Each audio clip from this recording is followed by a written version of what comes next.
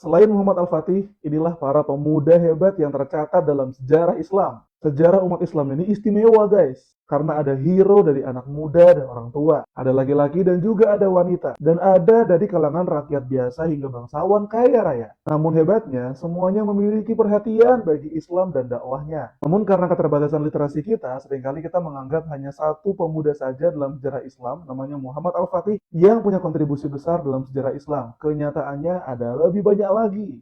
Mau tahu? Yang pertama, Muhammad bin Qasim Ats-Tsaqafi rahimahullah. Beliau adalah anak muda di era kekhalifahan Umayyah yang berhasil memimpin puluhan ribu kaum muslimin untuk membebaskan gerbang Asia Selatan, yaitu Sind dan Multan. Tebak usia beliau berapa saat beliau memimpin pasukan puluhan ribu itu menuju gerbang Asia Selatan dan Asia Tengah? Usia beliau baru 16 tahun guys. Dalam kitab Wafayatul A'yan, Ibnu Khaldun mengomentari, Muhammad bin Qasim adalah manusia yang seimbang antara kata dan aksinya, keadilan dan kemurahan hatinya. Orang-orang Hindu pun banyak merasakan toleransi yang dibawa olehnya. Yang kedua, Muhammad bin Idris Asy-Syafi'i atau yang biasa kita kenal dengan Al-Imam Asy-Syafi'i rahimahullah. Yang membuat beliau luar biasa adalah sebuah kenyataan bahwa Imam Syafi'i memulai kontribusi besarnya dimulai dari hidup yang sangat sederhana. Beliau lahir sebagai anak yatim dan di usia 2 tahun ibunya membawa beliau dari Gaza, Palestina menuju Makkah untuk belajar agama Islam. Di usia 7 tahun Imam Syafi'i udah hafal Quran dan di usia 10 tahun beliau udah menghafalkan kitab hadis Al-Muwatta karya Imam Malik bin Anas rahimahullah. Di usia 15 tahun Imam Syafi'i sudah menguasai banyak sekali ilmu pengetahuan yang membuat ulama besar Makkah, Muslim bin Khalid Az-Zanji mengizinkan Asy-Syafi'i untuk memberikan fatwa kepada masyarakat. Bayangkan usia beliau masih 15 tahun.